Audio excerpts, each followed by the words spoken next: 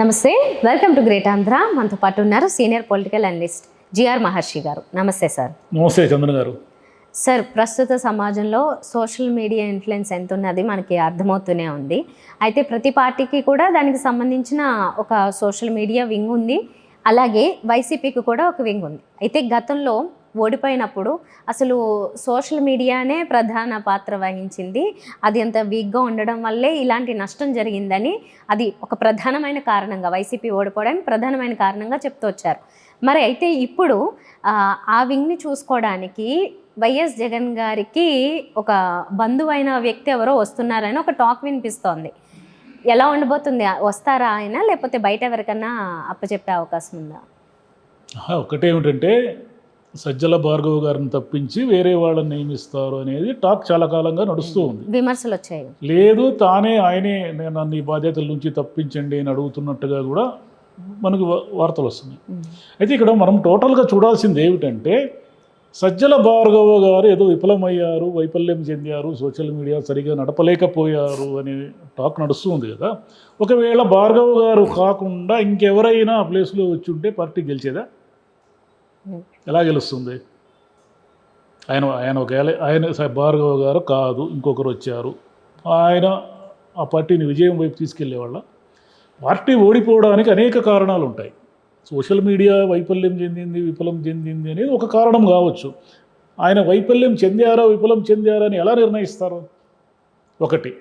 రెండవది ఏమిటంటే, ఎలక్షన్ ఇయర్లో పార్టీని సక్సెస్ వైపు అంటే గెలుపు వైపు తీసుకెళ్లడము అనేది ఎవరికైనా కష్టమే. ఎందుకంటే 5 ఏళ్ళు పరిపాలనలో ఉన్న అనేక వ్యతిరేకతలు ఉంటాయి. ఎవరికైనా అధికారంలో ఉన్న వాళ్ళకి తీవ్రమైన వ్యతిరేకత ఉంటుంది. ఎందుకంటే వాళ్ళ మీద చాలా ఆశలు ఉంటాయి. అవన్నీ ఆయన ఫుల్ఫిల్ చేయొచ్చు, చేయలేకపోవచ్చు ఎవరైనా. కాబట్టి భార్గవ గారి మీద ఎందుకు అంత సీరియస్గా విమర్శ నడిచింది అంటే, ఆయన సజ్జల రామకృష్ణారెడ్డి గారి కుమారుడు కావడమే. సజ్జల రామకృష్ణారెడ్డి గారు ప్రభుత్వంలో అన్నీ తానే వ్యవహరించారని ఒక విమర్శ ఉంది కదా. ఆయన అన్నీ తానే వ్యవహరించారా లేక జగన్ గారి ఆదేశాల మేరకు వ్యవహరించారో మనకు తెలియదు కదా. మనకు కనిపిస్తున్నది ఆయన మాట్లాడారు కాబట్టి ఆ పార్టీకి ఓటమికి రామకృష్ణారెడ్డి గారు కూడా కారణం కాబట్టి ఆయన కుమారుడు భార్గవ్ దాన్ని నడపలేకపోయారు అనేది ఒక విమర్శ. సరే, అది గతం, దాన్ని పక్కన పెడదాం. ఇప్పుడు కొత్త ఆయన వస్తున్నారు, ఆయన పేరు ఏదో జస్వంత్ రెడ్డి గారు ఎవరు. ఆయన వచ్చేస్తే ఇప్పుడు ఈ 4 ఏళ్ళు అద్భుతంగా పోరాడి పార్టీని నడిపించేస్తారా సోషల్ మీడియా వైపు? మనకు తెలియదు కదా.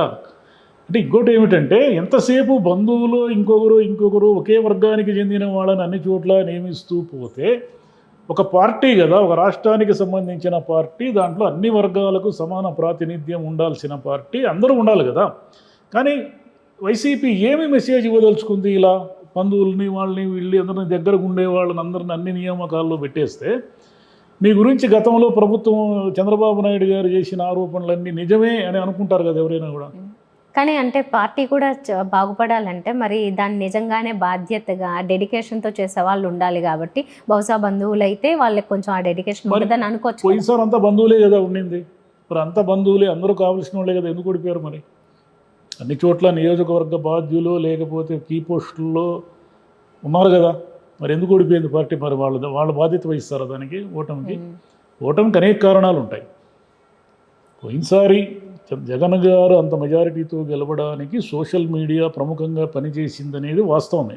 కానీ ఎలా పనిచేసింది? ఎవరికి వాళ్ళు వాలంటరీగా ఏమైనా సరే ఈసారి జగన్ గారిని ముఖ్యమంత్రిగా చూడాలనుకునే వాళ్ళు, జగన్ గారిని అధికారంలో చూడాలనుకునే వాళ్ళు, ఈసారి వైసీపీని గెలుపు వైపు తీసుకెళ్లాలనుకునే వాళ్ళు ఆడుకోరు ఫ్యాన్స్. వైఎస్ రాజశేఖర రెడ్డి గారి మీద అభిమానంతో కావచ్చు, జగన్ గారి మీద అభిమానంతో కావచ్చు, ఆడుకోరు ఫ్యాన్స్ పనిచేశారు దానికి. వాళ్ళు ఎలా పనిచేశారు? వాళ్ళు ఏం ఆశించలేదు. మనకేదో అధికారంలోకి వచ్చేస్తే మనకేదో పదవులు ఇస్తారో ఇంకోటో డబ్బులు ఇస్తారని ఆశించలేదు. వాళ్ళు స్వచ్ఛందంగా చేశారు. కానీ 5 ఏళ్ళ అధికారంలో వీళ్ళు ఏం చేశారు? వాళ్ళని ఏనాడైనా పట్టించుకున్నారా? తమ కోసం ఆడుకోరుగా పనిచేసిన సోషల్ మీడియాలో అనేక మందిని ఎప్పుడు పట్టించుకున్నారు వీళ్ళు మళ్ళీ ఎప్పట్లాగానే తమ దగ్గర ఉండి భజన చేసే వాళ్ళకి అపాయింట్మెంట్లు ఇచ్చుకుంటూ వెళ్ళారు. అంటే అధికారంలో ఉన్న ఎవరికైనా సమస్య ఉంటుంది. వాళ్ళు ఎలా గుర్తించాలి అనేది ఏమిటంటే, వాళ్ళ చుట్టూ ఉన్న వాళ్ళది తీసేసుకుంటారు. మన కోసం ఫలానా వాడు ఫైట్ చేశాడే, ఫలానా వాడు కష్టాలు పడ్డాడే, ఇదంతా ఎవరికి గుర్తుండదు. అప్పుడు అధికారం వచ్చేసిన తర్వాత అధికారాన్ని ఎలా ఎంజాయ్ చేయాలి, మన వాళ్ళకి ఎలా పంచాలి, ఈ మూడ్లో ఉంటారు. కాబట్టి సోషల్ మీడియా అనే కాదు, మొత్తంగా వైసీపీ నేర్చుకోవాల్సిన విషయం ఏమిటంటే ఈ 5 ఏళ్ళు ఈ 4 ఏళ్ళు కూడా రేపు 29లో ఒకవేళ అధికారంలోకి వస్తే కూడా ఈ 4 ఏళ్ళు కష్టాలు పడి సోషల్ మీడియాలో వీళ్ళ కోసం గట్టిగా గొంతు దించుకొని పోరాడి చంద్రబాబు గారి విధానాలను విమర్శించి అది చేసి ఇది చేసి లేదా రేపొద్దున ఆయన కేసులు పెడితే జైళ్ళకి వెళ్ళి ఇది చేసిన వాళ్ళంతా మళ్ళీ ఏమైపోతారంటే అడ్రస్ లేకుండా పోతారు. మళ్ళీ 29లో అధికారంలోకి వస్తే 8 మందో 10 మందో వాళ్ళే చుట్టూరా ఉంటారు. వాళ్ళే 5 ఏళ్ళు ఎట్లాగైనా ఆ పార్టీని ఓడించే దిశగా తీసుకెళ్తారు. అదే జరగబోయేదే. ఇంకొకటి సార్ ఇంపార్టెంట్, ఐపాక్ టీమ్. మరి ఐపాక్ టీమ్ వల్ల పోయారు, లేకపోతే వాళ్ళు చెప్పలేదు సరైన ఇన్ఫర్మేషన్ ఇలాంటివి అన్నారు కదా, మరి ఐపాక్ టీం మళ్ళీ వస్తుందా, అంటే కంటిన్యూ అవుతుందా ఏంటి? రాదు అనుకోవడానికి ఏమి లేదు. ఐపాక్ ఏం అద్భుతాలు చేసింది అప్పుడెప్పుడో. మరి ఎందుకుంటుంది మళ్ళీ ఎందుకు అని? ఎందుకుంటుందంటే వీళ్ళకి సర్వేలు కార్యకర్తలు ఎవరైతే ఉంటారో గ్రామాల్లో చిన్న స్థాయి నాయకులు ఎవరైతే ఉంటారో వాళ్ళు అసలైన మౌత్ పీసులు పార్టీకి. వాళ్ళని ఎప్పుడైతే విస్మరించేసి వాళ్ళకి పని పాట లేకుండా చేసేసి మన ప్రభుత్వం వచ్చింది అనే ఫీలింగ్ వాళ్ళకి ఏమీ లేకుండా చేసి ఒక స్థాయి నాయకుడు కూడా జగన్ గారినే కాదు ఒక మామూలు వాళ్ళను కూడా కలుసుకోలేని పరిస్థితి, తమ బాధ ఏందో చెప్పుకోవడానికి వీల్లేని పరిస్థితి ఒకటి కల్పించేసి కేవలం ఐపాక్లో తెలుగు కూడా సరిగా రానటువంటి కొంతమందిని నియమించేసుకొని వాళ్ళను ఊర్లలో తిప్పేసి పలానా వాడు గెలుస్తాడా పలానా వాడు ఓడతాడా అనే నోటికి వచ్చిన సర్వేలన్నీ చేసి, మరి మీ ఐపాక్ సర్వే ఏం చెప్పింది? బ్రహ్మాండంగా గెలుస్తారని కదా మొన్న చెప్పింది. మరి మీరు ఎందుకు గెలవలేదు? 11 సీట్లకు ఎందుకు పరిమితమయ్యారు? మరి ఐపాక్ అనేది అంత దారుణంగా మిజరబుల్ ఫెయిల్యూర్ అనేది ఇప్పటికైనా గుర్తించి అసలైన కార్యకర్తలకు మీరు గుర్తింపునిచ్చి అసలైన నాయకులకి గుర్తిస్తే మీరు ఇప్పటికైనా పరిస్థితులు చక్కబడతాయి.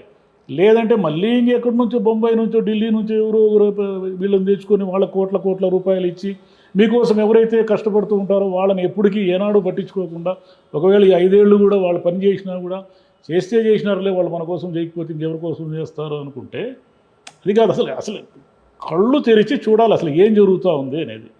అది చూడనంత కాలము ఏం చేయమంటే ఏ పార్టీకైనా వర్తిస్తుంది ఇది.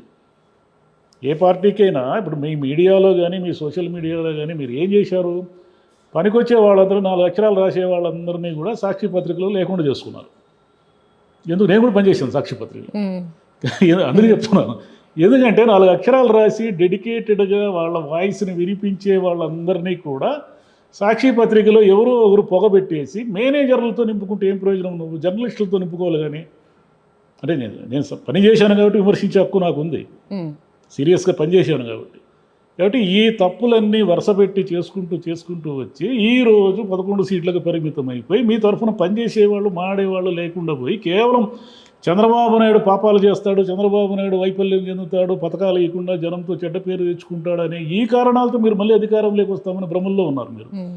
అది కాదు కావాల్సింది, మొత్తం రికన్స్ట్రక్షన్ కావాలా. అసలు ఏం జరుగుతుంది గ్రౌండ్ లెవెల్లో? మనం ఎందుకు ఇన్ని పథకాలు ఇచ్చి కూడా మన పైన జగన్ పైన ఇంత అభిమానం ఉండి కూడా జనము ఎందుకు ఈసారి ఓడించారు? ఈవీఎంలు మాయ చేశారనే భ్రమల్లో ఉన్నంతకాలం మిమ్మల్ని ఎవడు కాపాడలేడు. ఈవీఎంలు మాయ ఓడిపోయిన ప్రతి వాళ్ళు ఈవీఎంలు నిందిస్తారు. దానివల్ల ఏమిటి ప్రయోజనం?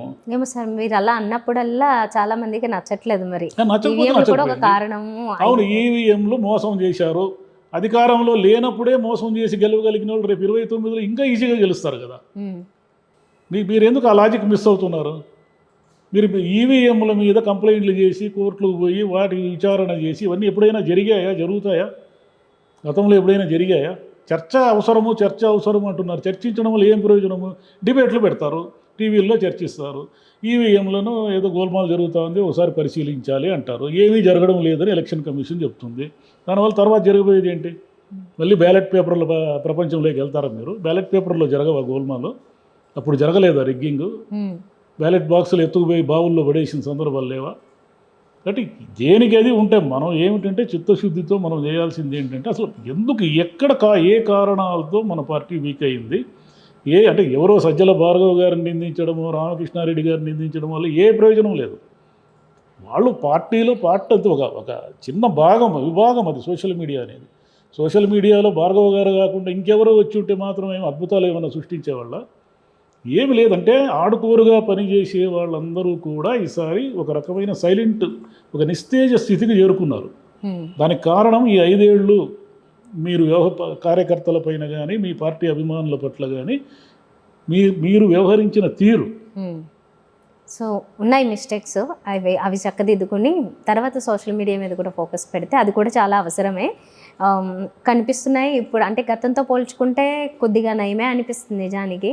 ఇంకా పెరిగితే కానీ ఇప్పుడున్న పోటీ ప్రపంచంలో మరి ముందు అధికారాన్ని సొంతం చేసుకోవడం కష్టమే. అధికారం కోల్పోయి అధికారం దిశగా వెళ్ళడం అనేది చాలా పెద్ద ప్రాసెస్ అది. ఎందుకంటే చంద్రబాబు నాయుడు గారు, పవన్ కళ్యాణ్ గారు వీళ్ళందరూ ఈ కూటమి గట్టి మిమ్మల్ని మీ మీద ప్రాపకాండా చేశారు, దుష్ప్రచారం చేశారు, మీ మీద చేసినవన్నీ కూడా జనం నమ్మేలా చేశారు. చాలా స్ట్రాటజిక్ వ్యూహాత్మకంగా చేశారు. మీరేం చేశారు? ఎంతసేపు మీరు చేసింది కూడా చెప్పుకోలేకపోయారు. అవును, చెప్పేవాళ్ళు లేరు. ఎందుకు లేరంటే మీరు జగన్ గారు బయటికి రారు, ఆయన మీడియా ముందుకు రారు. ఇంకెవరు మాట్లాడతారు? రామకృష్ణారెడ్డి గారు మాట్లాడతారు. ఆయన మాట్లాడితే జగన్ మాట్లాడినంత బయట ఎట్లా వస్తుంది? అయిపోయింది కొంతమంది చెప్పారు, కానీ ఉపయోగం ఏమంది? అయిపోయింది. ఇప్పుడు పోస్ట్ మార్టం ఎంత చేస్తే ఏం ప్రయోజనం? మీరు ప్రాణం ఉన్నప్పుడే యుద్ధం చేయాలి, కానీ ఆ తర్వాత ఇది ఇలా కాదు, మనం ఇక్కడ ఇలా చేసి ఉండాల్సింది, అలా చేసి ఉండాల్సింది, అవి ఏమీ ప్రయోజనం లేదు. ప్రయోజనం అంటే జరగబోయేదాన్ని ఆలోచిస్తే ఏమిటంటే ఈ 4 సంవత్సరాల 9 నెలల యుద్ధకాలం అనేది చాలా పెద్దది, చిన్న విషయం కాదు అది. మీరు ఒకసారి రోజుల్లో లెక్కేయండి, ఎన్ని వేల రోజులు వస్తాయి అవి. ఒక రోజు అంటే 24 గంటలే, మీరు ఎన్ని గంటలు అవుతాయి లెక్కేయండి. ఇన్ని రోజులు మీరు యుద్ధం చేయాలి. కేవలం చంద్రబాబు నాయుడు గారు అమ్మకు వందనం ఇవ్వడు, లేకపోతే ఇంకోటి ఇవ్వడు అనే భ్రమల్లో ఉంటే ఆయన చాలా వ్యూహాత్మకంగా సింపుల్గా మిమ్మల్ని అలా కట్ చేసుకుంటూ వస్తున్నాడు. ఒక అరెస్ట్ జరిగింది, ఇంకా అనేక అరెస్టులు జరుగుతాయి. అంటే మిమ్మల్ని నిందితులుగా నిలబెట్టడానికి ఆయన సిద్ధంగా ఉన్నాడు అనేక సాక్ష్యాధారాలతో. కాబట్టి మీరు ఈ పోరాటం చేయాలి, అవసరమే జైలుకి వెళ్ళాలి, ఇంక వేరే దారేముంది. కాబట్టి ఇంత పెద్ద పోరాటంలో అందరినీ కలుపుకొని పోండి ఈసారైనా. కేవలం ఏదో ఒంటెద్దులాగా వెళ్ళడం వల్ల ఏ ప్రయోజనం లేదు. సోషల్ మీడియా కొత్త ఇన్ఛార్జ్ వచ్చినంత మాత్రం ఏం అద్భుతాలు ఏం జరగవు. ఎందుకంటే ఈ ఇన్ని 4 సంవత్సరాల 9 నెలల కాలాన్ని జయించడం అంత సులభం కాదు. ఏమైనా జరగవచ్చు ఈ గ్యాప్లో. ఓకే, కాకపోతే మనం అనుకుంటున్నట్లు పోనీ ఇప్పుడు ఆ బంధువులు కావచ్చు, లేకపోతే బయట వారు కావచ్చు, ఎవరు వచ్చినా వారి పనితీరుని అంటే గతంలో లాగా అన్ని 5 ఏళ్ళు తర్వాత అదేదో నిట్టూర్చడం కాకుండా సమీక్షించుకుంటూ పోనీ సంవత్సరానికి ఏదో ఒకటి సమీక్షించుకుని దాని మీద ఒక నిఘా పెట్టి ఏం జరుగుతుంది, నిజంగానే ఫలప్రదంగా ఉందా పని అనేది గమనించుకుంటూ పోనీ మార్పు చేసినా కూడా ఏమైనా ఫలితాలు రావచ్చేమో. మీకు 40% ఓట్లు వచ్చాయంటే ఎంతమంది ప్రజలు మీ వైపు ఉన్నట్టు? ఇంతమంది ప్రజలకు సంబంధించిన, ఇన్ని లక్షల మందికి సంబంధించిన పార్టీ అది. ఇంతమంది ప్రాతినిధ్యము లేదా మీరు మిమ్మల్ని నమ్మే పార్టీ, ఇన్ని లక్షల మంది జనం ఉన్నప్పుడు మీరు ఎంత బాధ్యతగా ఉండాలా? మీరు ఎంతసేపు పాత ఆలోచనల్లోనే ఉంటే ఎట్లా? ఇంకో వైపాకు ఇంకో దాన్ని తెచ్చుకొని సర్వేలు చేయించుకోవడం వల్ల ఎవరైనా గెలుస్తారా? ముందు మీరు సక్రమంగా ఉండుంటే గెలుచుండేవాళ్ళు. సరే సార్, మరి ఆయనకి అర్థమయ్యే మార్పులు చేసుకుంటారేమో చూద్దాము. కఠినంగా మాడితే కోపాలు వస్తాయి, దానివల్ల ఏమి ప్రయోజనం లేదు. కోపాల వల్ల ఏం ప్రయోజనం? Right, thank you sir. Right, నమస్తే.